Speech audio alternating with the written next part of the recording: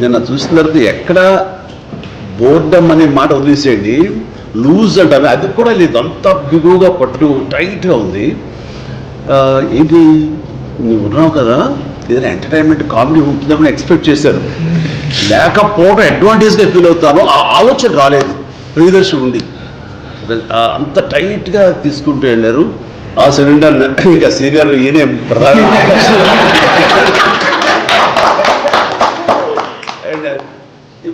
మరీ క్రియల్గా చేసేసాడు. చిన్నపల్లి ఫెంటాస్టిక్గా మామిస్తారు, చాలా చాలా బాగా చేశారు.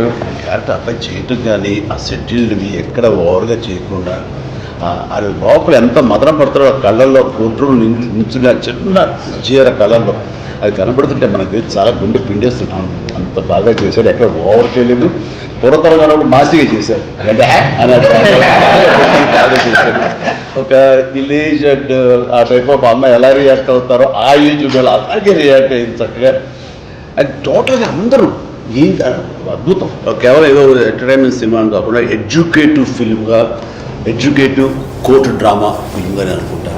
నేను మా ఇంట్లో డిస్కషన్ అనమాట, ఇది ఠాగూర్ తర్వాత ఇంత డిస్కషన్ వచ్చింది పొలిటికల్, అంటే ఒక పొలిటికల్ మూవ్మెంట్ లాగా, తర్వాత కరప్షన్ మీద సొసైటీలో అవేర్నెస్ కోసము.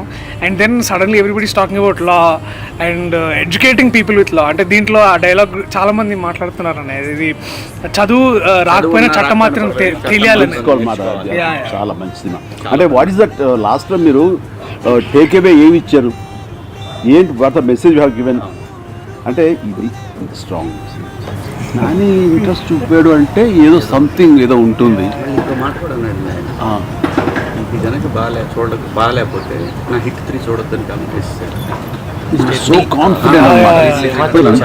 అలాంటి వాళ్ళం కూడా నాని ఉన్నాడా, ఈ నాని ఇందులో ఏంటి అంత ఇంట్రెస్ట్, ఆయనకున్న టేస్ట్ డెఫినెట్లీ ఏదో ఉంటుంది మ్యాటర్, లేకపోతే ఆయన ఓకే చేయడు, ఆయన పార్టిసిపేషన్ ఇందులో ఉండదు అన్న అన్ని. ఫస్ట్ అట్రాక్షన్, ఫస్ట్ డ్రైవ్ చేసింది, థియేటర్లకు వచ్చేలా చేసింది నాని అనుకున్నాను. ప్రేక్షకులు థియేటర్లో చూడాలి, they should have that experience of being watching the movie in the theatre.